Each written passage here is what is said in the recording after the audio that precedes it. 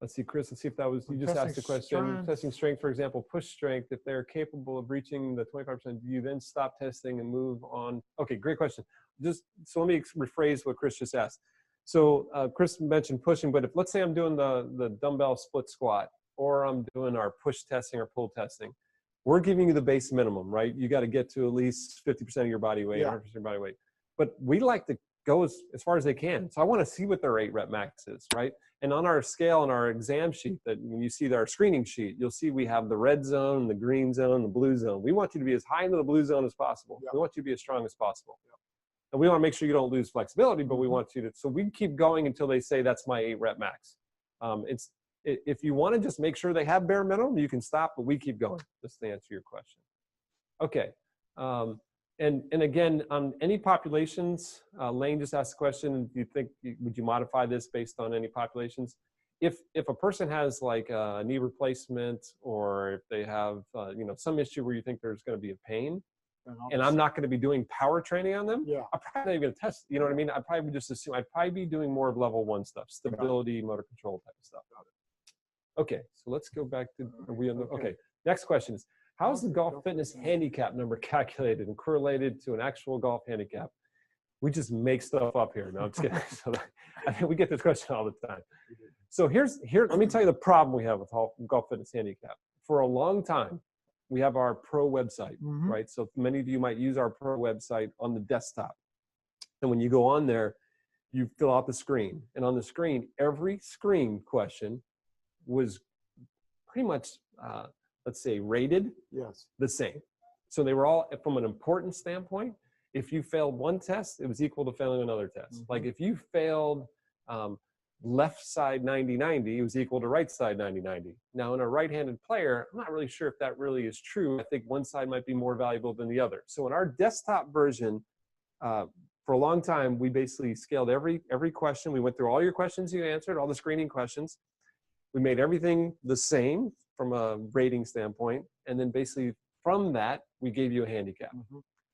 Well, on our app, because we have our new app that all you guys hopefully are using to do your level 1 screen, we have a very much upgraded version of our golf fitness handicap.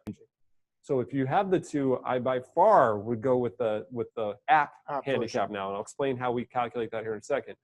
The hard thing is going to be to convince or explain to your client why it's changed. And I think the easiest way to explain how it changed is that artificial intelligence has made everything change. We've learned. We literally now have so much data that we were able to use a weighting system for each of the questions based on what your hand, if you're right-handed or left-handed, male or female.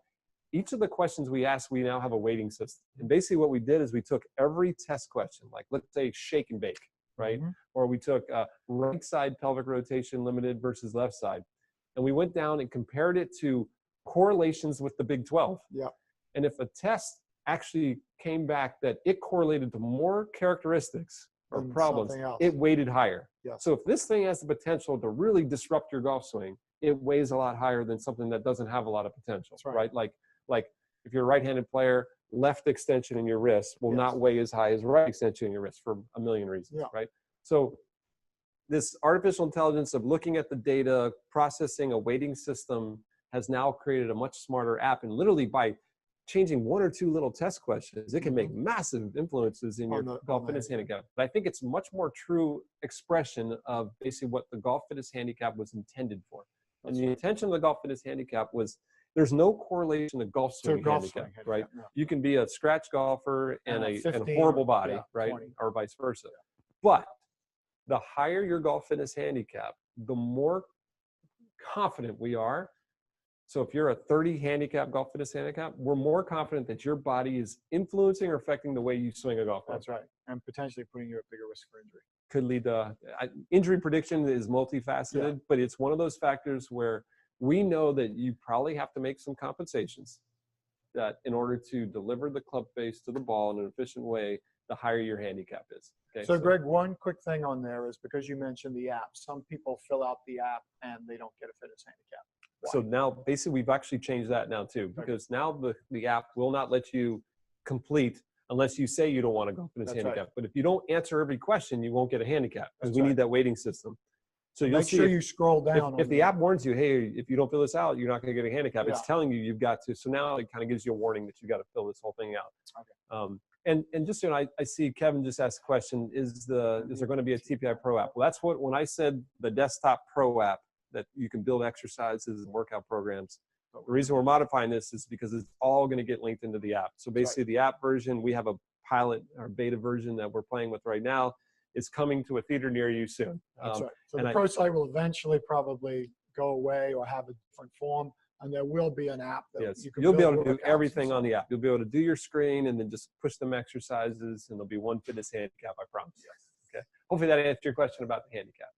Okay. If you don't have access to a cable machine, is there another way you'd recommend of doing the push? So that kind of we just talked about with the dumbbell. So if you don't have a if you don't have a cable cross, we basically, when we did our strength testing, we looked at it and we said, what's the cheapest way and probably the equipment that most people have. And we felt that most gyms had dumbbells and a cable machine somewhere, right? So that's why we use those.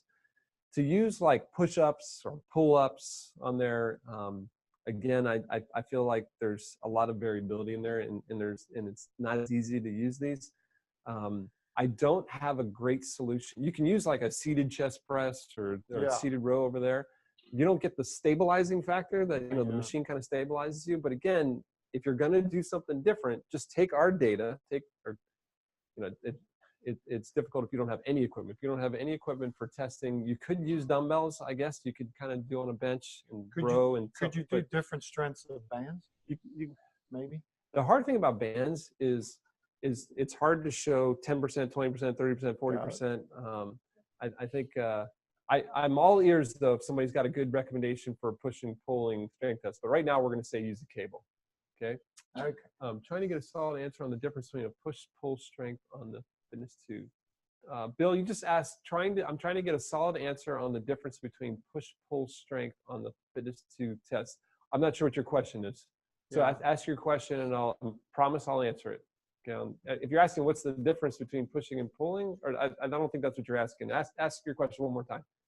Okay. How common is limited IR in the lead hip, and what are your favorite drills to work on improving? And this is probably number 1, number 2, or number 3 by far limitation in golf, right? Lead hip internal rotation.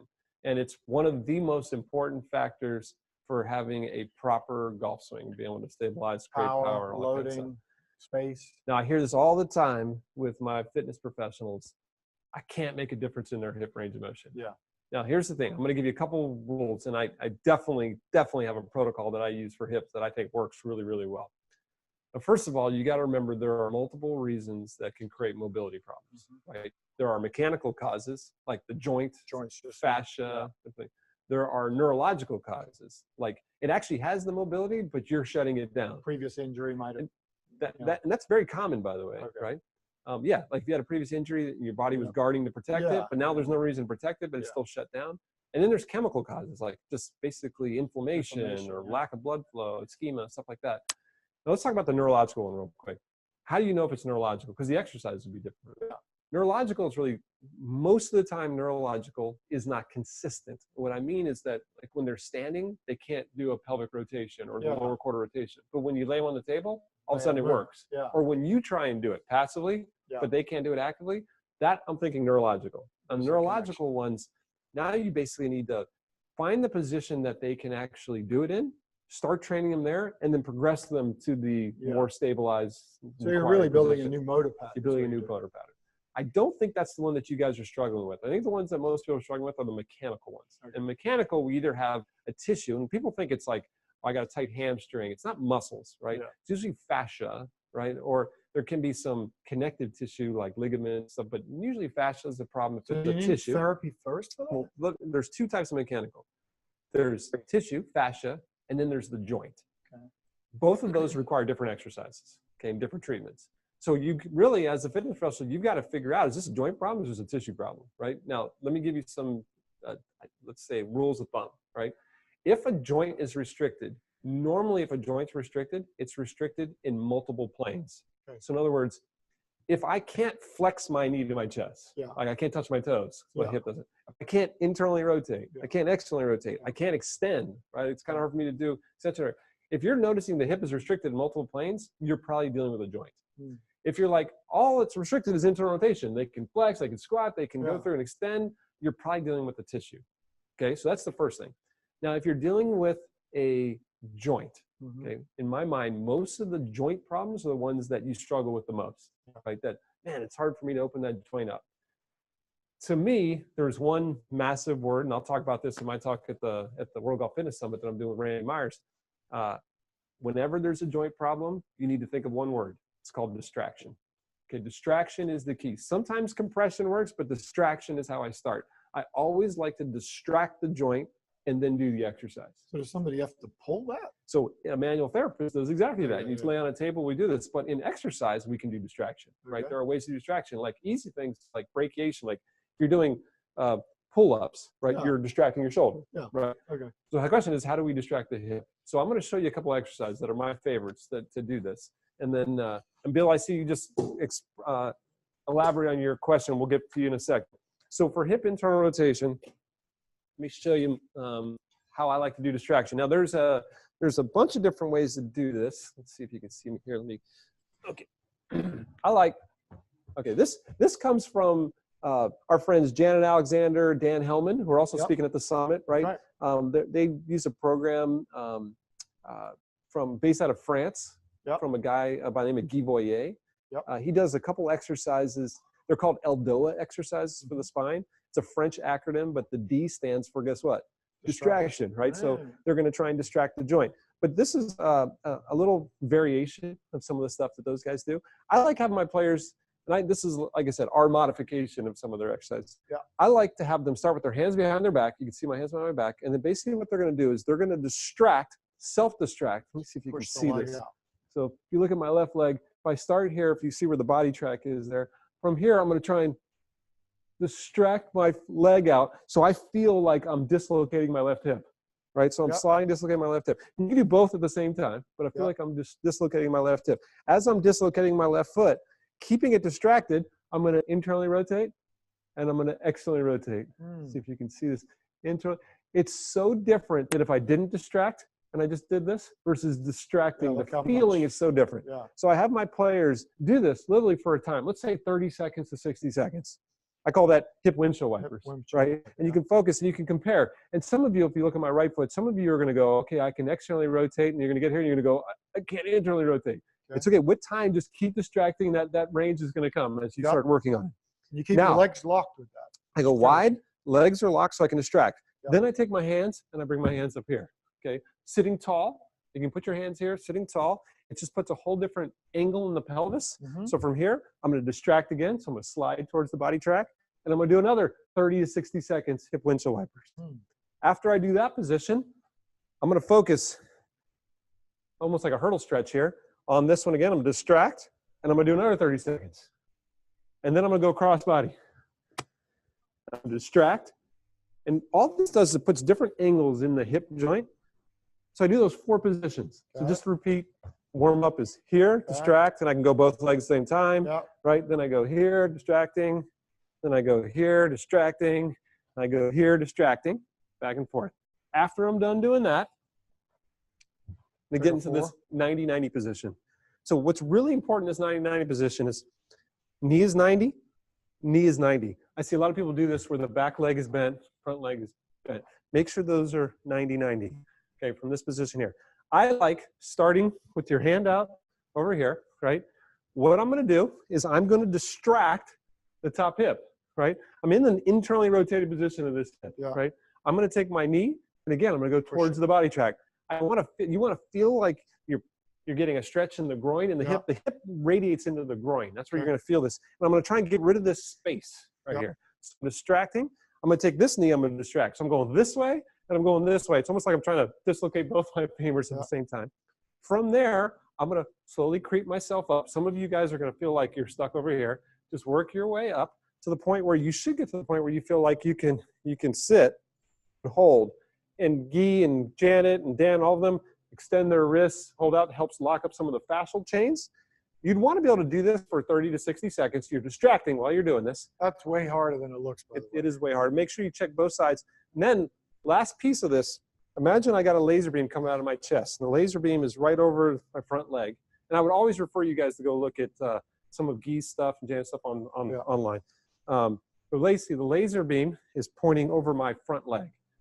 What I want to do now, and this is a little modification that we do at FMS, is basically from here, imagine my shoulders are perpendicular to my leg. I'm actually going to try and get the laser beam pointing perpendicular to my leg and my shoulders parallel to my front leg. So I'm going to turn all the way to my right and get my forearms down on the ground. Now, literally, I'm even more putting a stress of internal rotation on this hip. I'm distracting this hip. Forearms are down here. And now from here, I'm going to cycle some big breaths. Now, the big breath is not diaphragmatic breathing. I want you to expand your rib cage. So we're going to expand the rib cage, breathe out. Expand rib cage, and I'll even start to reach. And once I get this spiral chain loosened up, I'll go with elbows locked, elbows extended, and I'll go all the way down. I don't want to muffle my mic here so you can hear me, but basically I'll do 2 big breaths over there, and then I'll switch and get the other side. It's awesome.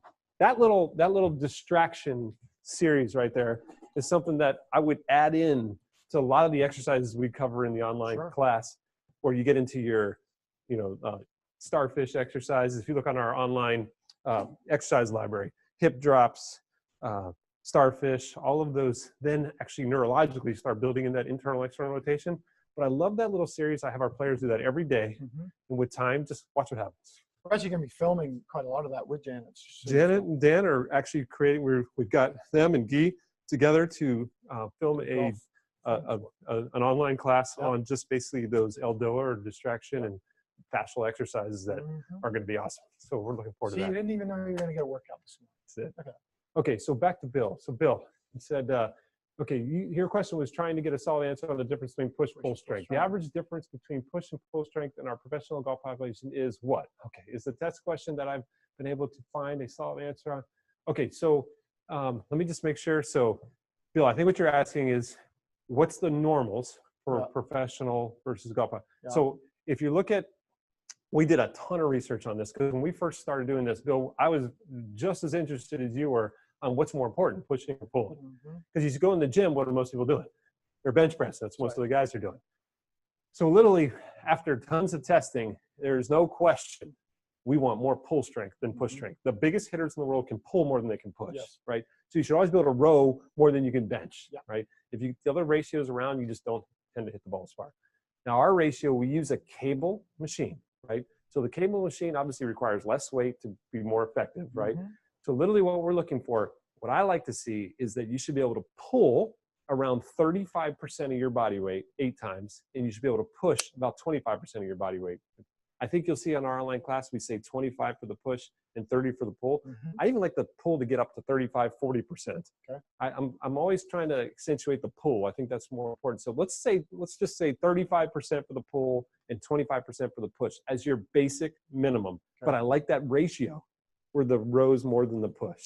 Okay. I hope that answers your question, right? Okay. Okay, back over here. What is the most effective way to market? Slide that over there for a second so we can see it. There we go. We have 3 marketing questions. Okay, so we got 3 marketing questions here. So why don't we read all 3 of them and see if we can combine them. What's the most effective way to market the fitness service? That was from Gavin. And then marketing the level 2 fitness. Kevin, sounds like the same. And what are the best ways to market golf fitness? Okay, so we got 3 of them all the same. So marketing. So what I would do, on the golf professional side, the keys for you guys is you got to get in front of us so that you can get the golfers, right? So a lot of the times I think it's coming up with a simple educational talk on how to create power. I think power is the buzzword in golf. Everybody wants to hit the ball further. So if you can come up with a simple talk on how to create power in your golf game, doesn't matter what level, doesn't matter what age, and then you build an exercise program around that, that's something that I would want to take to my members. So if I was at a country club, if you could come in and deliver that talk and I could give you 30, 40 people in the class, then by all means, that you should have a sign-up sheet ready to go afterwards, because if your talk is good, you should be able to basically sign people. Let's talk about that talk, right? Because I agree with Dave 100%. The most important thing for marketing is public speaking, right? So I think if you can get comfortable doing that. Now, the talk that is absolute 100% foolproof is the body swing connection, right? Totally. So literally, here's all you do. Don't get slides. Don't go worrying about PowerPoint, computer, none of that stuff. You get anybody from the golf world, so a golf professional, or even we'll talk about medical, how you can get some of those too. that has members, has space that were willing to listen, you come in and do this free golf fitness or body swing connection talk. Yep. And literally, it never fails. You get in there and you say, listen, there's been tons of research done in the fitness world, and we now are very confident that there are many physical limitations that many of us don't know we have that can affect your golf swing, make it harder. And what I like to do tonight is I like to highlight 2 or 3 of those, right? Because a lot of times we don't realize it's our body that's affecting our performance. And then you show them 2 or 3 screens. It's just like level 1. Like you might say the deep squat, the pelvic tilt, and pelvic rotation. It's like those 3. Probably the 3 first ones we do. We go, okay, here's the first one. The first one's called pelvic tilt. I just want to show you this test. It looks really silly. You're going to laugh looking at me doing it, and then we're all going to laugh at each other. You get up there and you do the pelvic tilt. You have everybody stand up. You have them try. Everybody's going to be laughing. You find a couple people that are really bad at it. You bring them up, make a joke about it. Everybody's going to laugh.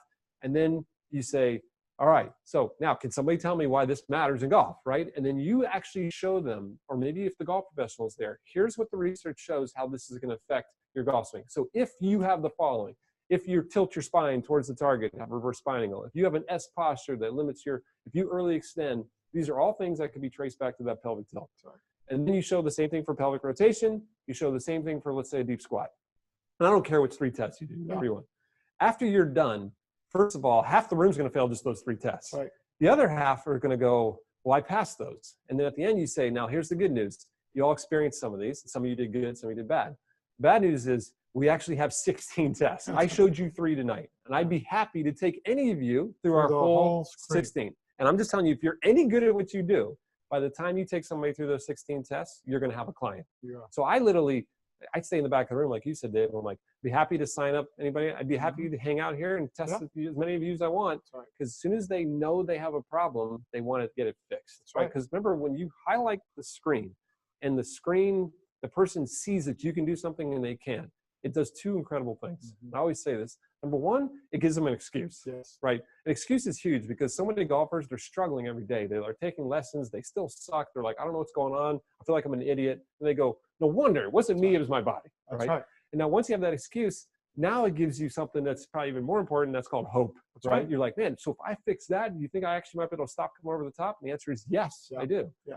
So I think that's the most powerful marketing thing you can do. Yeah, I mean, a lot of people ask us, how much should I charge to do a screen? I mean, a lot of times we're like, no, that's the keys to the car. You do the screen, do as many people as you can.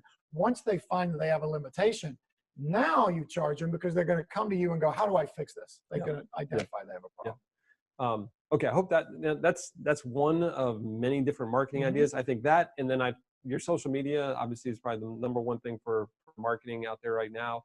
And training big. I feel like those help feed off each other. I see a question that's came in from Daniel here. Is there any way we could get data numbers for LPGA and Champions Tour players on these screens, kind of like we were testing before? We get this asked all the time, right? Now let me just give you a real simple.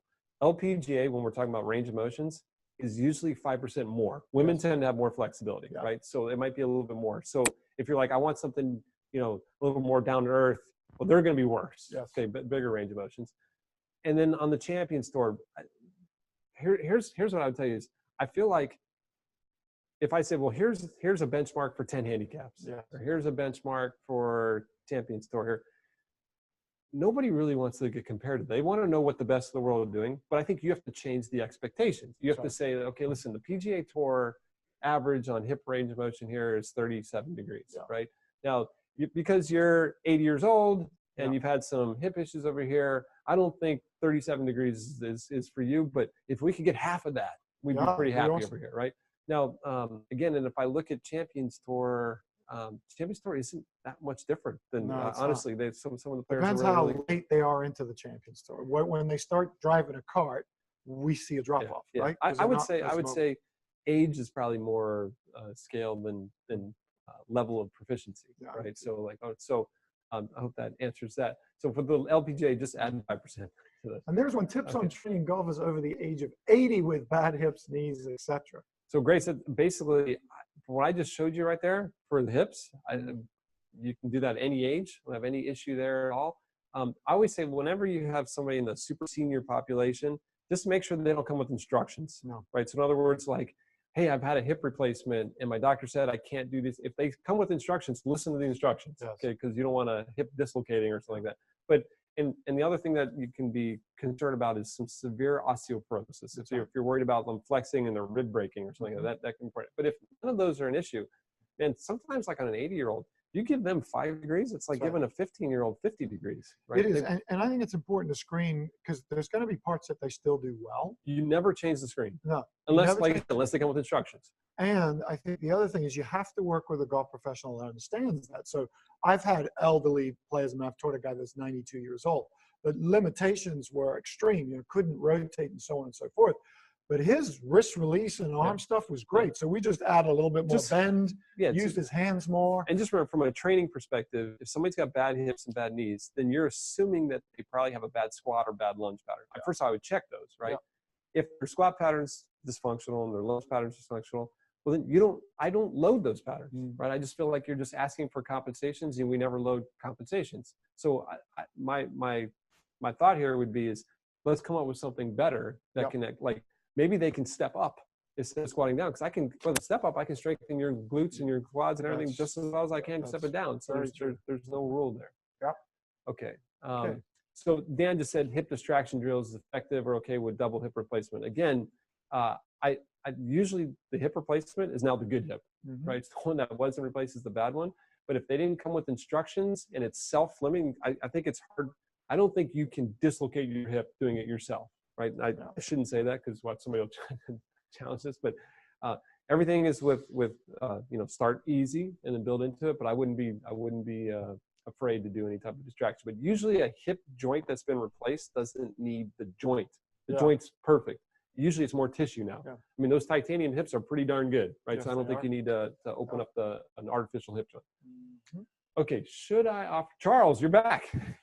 I can always count on you, Charles. Everyone. Okay, should I offer a free golf fitness class to start up a golf fitness and attract new clients at the driving range? I'll tell you what, I have a rule that's called to know me is to love me, right? And basically what we do is we always say that, hey, if I'm doing my job, once you come see what we're about, you're going to want to sign up. So literally what we did with all of our programs is we always gave a free session. So anytime we had a gym training session, anybody can come anytime, once for free. Anybody could bring a friend one time for free. You can do this once or twice. But after you've experienced it once, if you enjoy it, sign up. If not, hey, the training session was on me. I'm totally cool with that. And I love the friend role. Like, hey, I'm going to bring my buddy with my 4 buddies with me today. What's it going to charge? Bring them with you because I'm confident once you know me, you're going to love me, you're going to want to enjoy it. That's right. Most people they'll want to pay for it after they've come. If it's good. If they're coming in, taking your program and they're not signing up, there's something wrong. Let's just put that way. There's something wrong with the program. Look at it. Okay, what are your go-to exercises for developing eccentric strength on the follow-through side of the golf swing?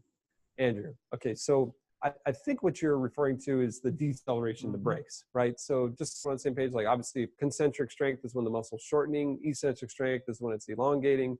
And I think you're explaining, or you're saying that as I go through, my muscles are elongating and when I work with strength over here.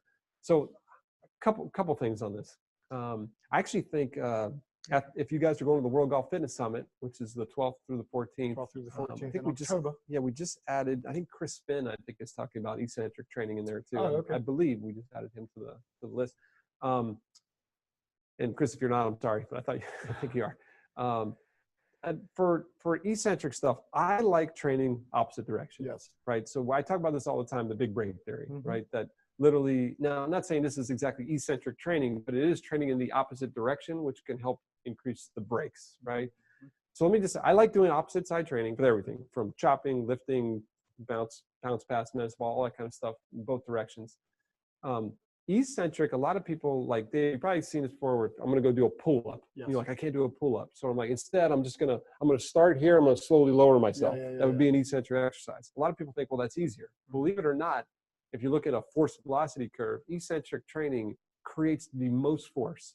So you got to be really careful. That is the easiest way to tear muscles, right? So that's why a lot of times people do slow exercises, and the next day you're like, I can't move my arms.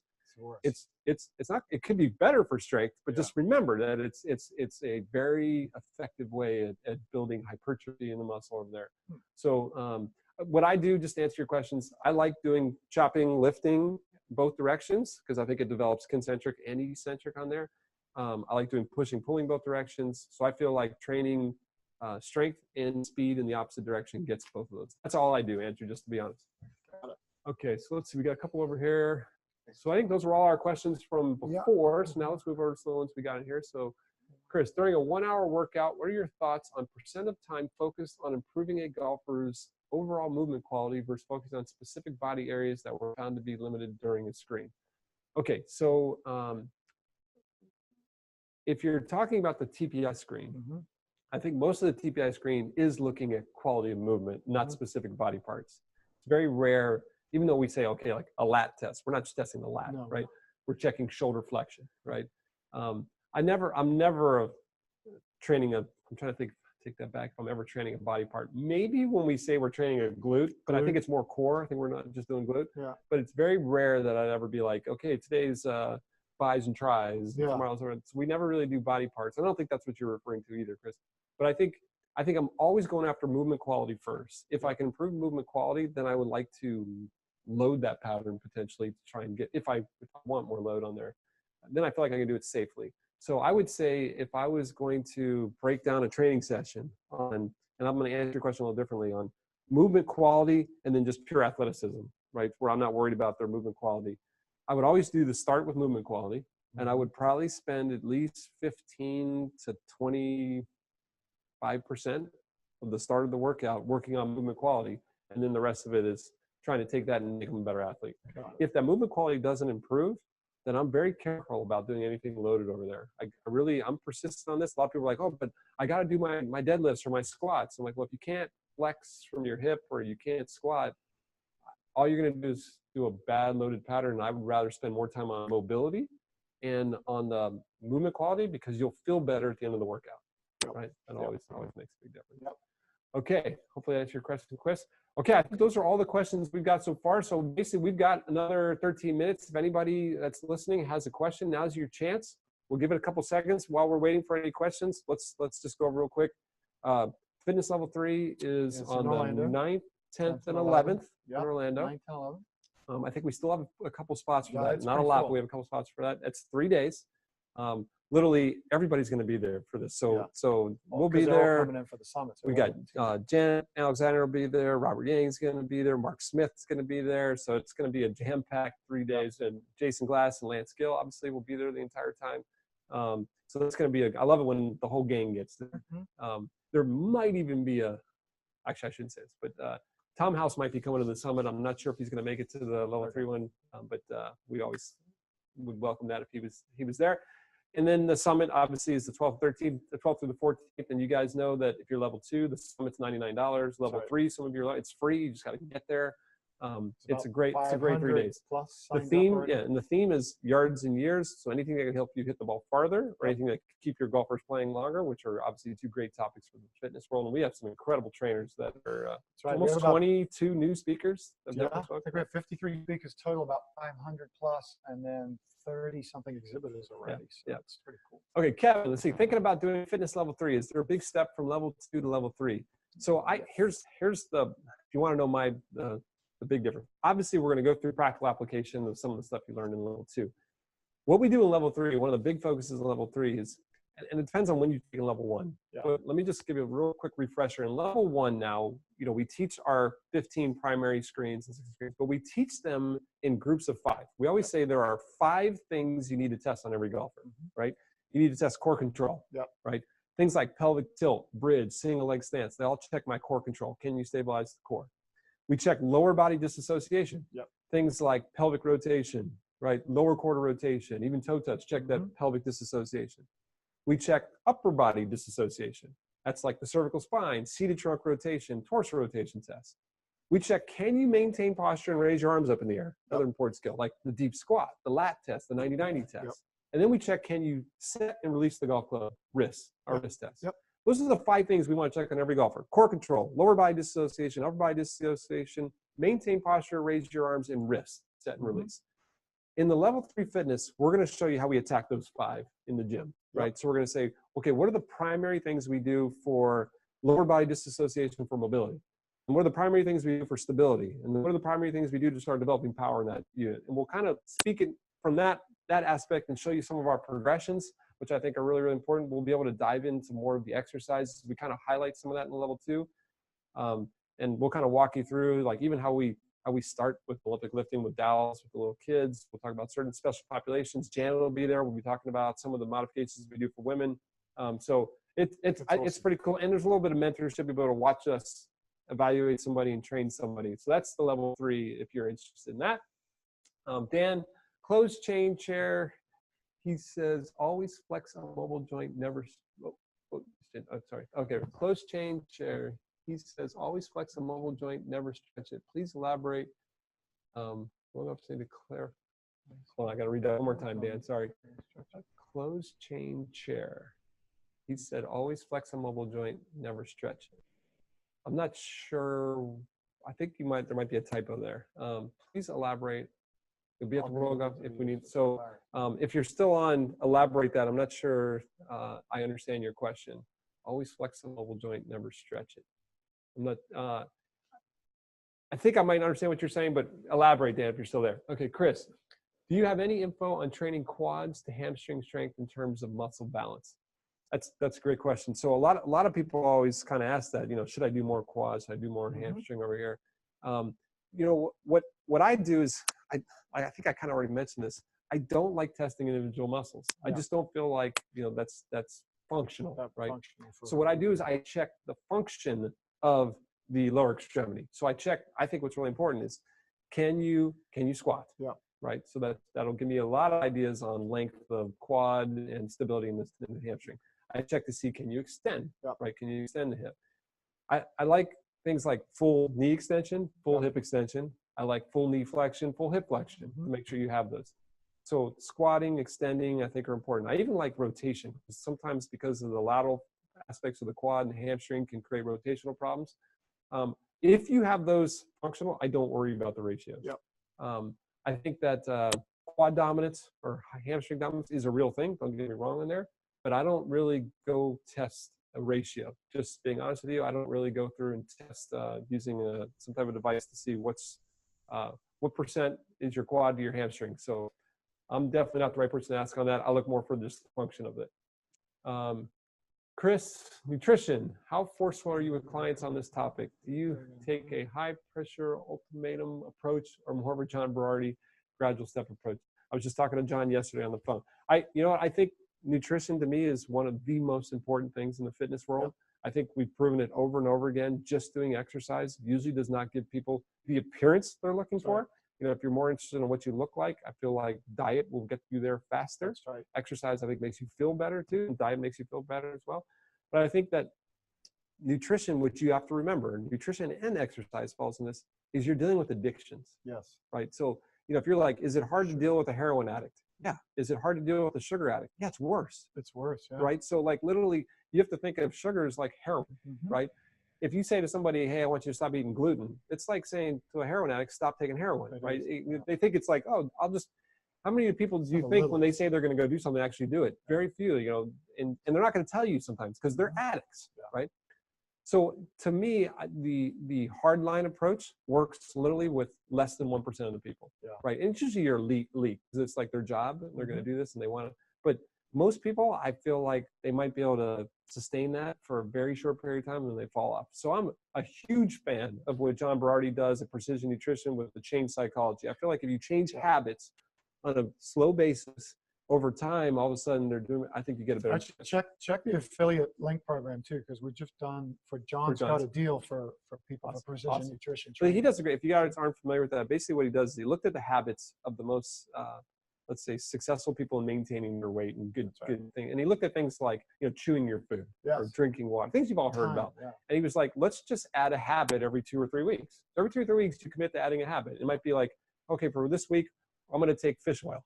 Yeah. And you're like, well, what about my diet? No, I'm just going to do fish oil. That's it. So it's like, everyone's like, really? That's all I got to do? Yeah. But imagine if every 3 weeks or every 2 weeks, we change the habit. Yeah. At the end of the year, think about how many different habits you had that you're doing now. It really does make a very powerful change. And I really like that. Okay, looks like we got 5 minutes left. With Dan, we got one. Okay, sorry. Thanks, Dan, for elaborating. Speaker said at the end of the video in the Dr. House series, after showing hip exercises on the chair without explaining why, I was curious since I've never heard that Flex the mobile joint, don't stretch the mobile joint. Okay, so okay, now I understand what you're saying. So I think what, I'm going to say it in a different way that I think is important. Dr. House has some of the most effective programs in the world. And most of his programs are based off of not only conditioning, but he's known for mechanics, but from a conditioning standpoint, a lot of his stuff comes from these isometric and these types of exercises. And what they do really, really, really well is neurological problems. Yeah. Like if you have a stability neurological problem, he will reorient the shoulder to where you guys saw level 1, your 90/90 improves right away. Yeah. Most joints have a stability orientation problem, right? Where let's say the shoulder joint looks like this and it should be able to move all kinds of stuff, but if the shoulder is unstable and it's moving around, all of a sudden it can't move because it's hitting a wall. I can restabilize this. This is great. Yeah. So the thought of you need to go stretch a joint, right? Sometimes that's not the right thought, right? A lot of people, like if you feel like the back of your leg is tight, I think a lot of people think I'm going to go stretch my hamstring. Yeah. Where the research says the hamstring doesn't get tight. Yeah. The fascia around it might get tight, or maybe the joint in the hip might be tight, but usually the muscle's not tight. So I think what Tom doesn't like, he doesn't like that word flex. He doesn't like that word stretch. Yeah. Because he thinks like I'm gonna just sit there and hold a stretch and it's gonna do something. He likes more of I'm gonna make sure it goes through the full range of motion, right? So I believe that's kind of what he's referring to is more of taking it through its full range of motion. So I'm going to try and get the joint to have full flexion back versus trying to stretch the joint.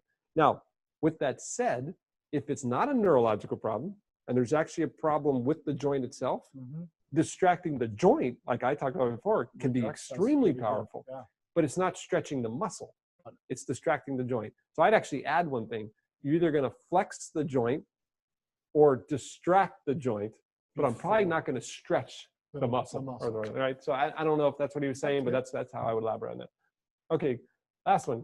Kevin, no way guys have a link with John Berardi. Did I hear right? You guys get a discount. No way. So we're working on an affiliate program with John right now. I'm not sure if it's posted yet or it's up. It is up. So if you go to if you sign in on mytpi.com, go to the store, go to the affiliate page, there should be some form of an offer from John and Precision Nutrition on there. Yep. And I was talking to John about that yesterday. They're really excited about that too. He's coming out here to TPI soon, and we'll update you on any changes to that. But so far, so good.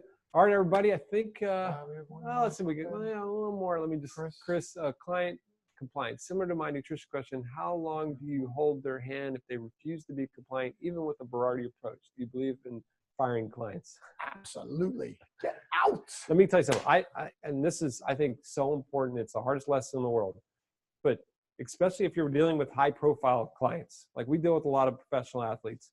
If an athlete is doing something that is completely against what you believe, right, and they're telling everybody that they work with you, the public is going to go, I can't believe what Dave is teaching John Rahm right now. It's ridiculous. But if John's not doing what you're telling him, right, well, then it looks bad on you, right? So I can't tell you how many clients that I've been like, there is no way I want to be thought of as their trainer or as their medical person. I'm out.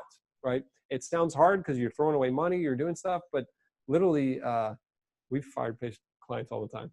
Well, not all the time, but we've done it, right? So I think that's really important. It's your reputation. People will not know what they're doing. They assume that you're telling them to do that, and I think it can make you look bad. All right, everybody.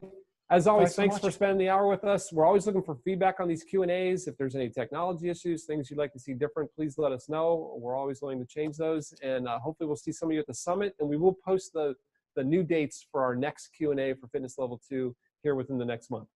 All right, see you guys in the future, hopefully next month. See you guys.